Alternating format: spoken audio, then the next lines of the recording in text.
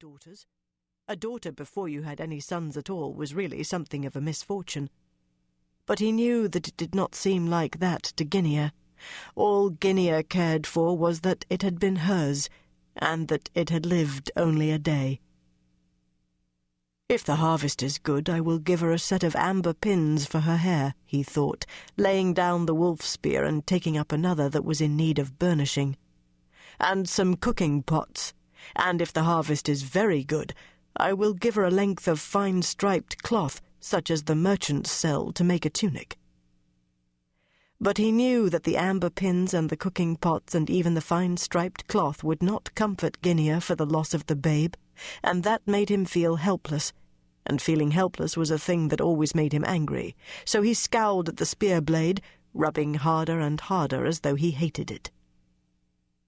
The gale seemed to be rising higher than ever, and under the beating and howling of it a new note was swelling, now lost beneath the shriller overtones of the storm, now sounding clear, the deep reverberating boom and crash that was the sea. The wind was going round to the north, piling the seas onto the black rocks of the headland, flinging in wave after wave like the blows of a hammer, as though to batter the cliffs to pulp. He looked up with a start, and even Guinea checked her spinning, as a gust wilder than any that had gone before hurled itself upon the house-place with a drumming that shook the very roof-tree. Luarth, the pack leader, opened eyes like twin yellow lamps in the wildly flickering gloom, and growled softly in his throat, then sprang up, followed by the rest, their hair rising along their necks, as the leather apron over the low shielded entrance was plucked aside, and a figure came ducking in with the eddying gale behind it. Kunori was afoot as swiftly as his hounds, grasping his hunting spear in one hand, while with the other he made the sign to avert evil. But the newcomer was neither live enemy nor storm-driven ghost, though from his appearance he might have been either, and as he came into the leaping flame-light, the great hounds ceased their sing-song snarling and lay down again, and Kunori tossed aside his spear.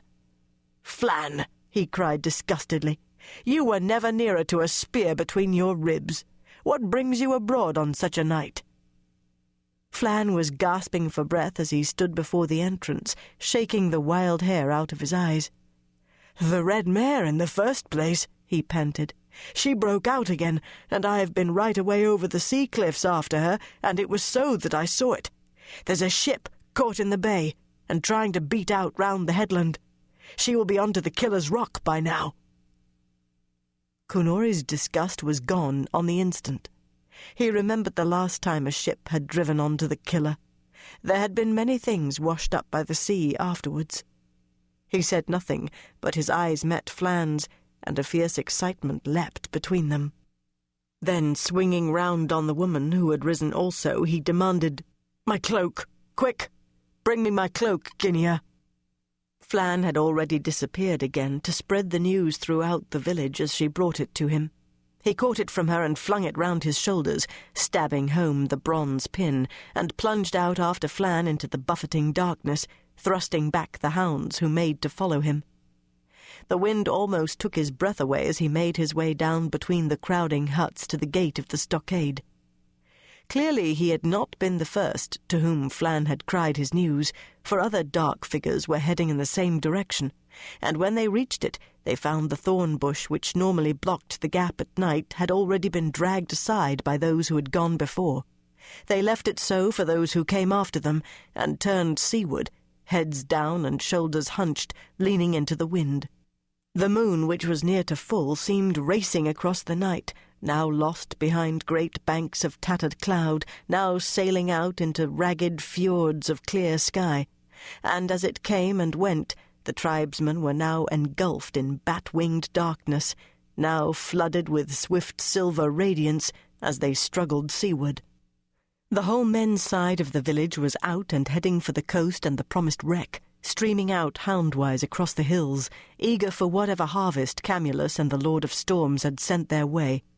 And among the rest, Kunori came at last over what seemed to be the edge of the world into the full onslaught of the shrieking gale and the salt taste of spindrift on his lips, and crouching against the thrust of the wind that strove to pluck him off and whirl him away like a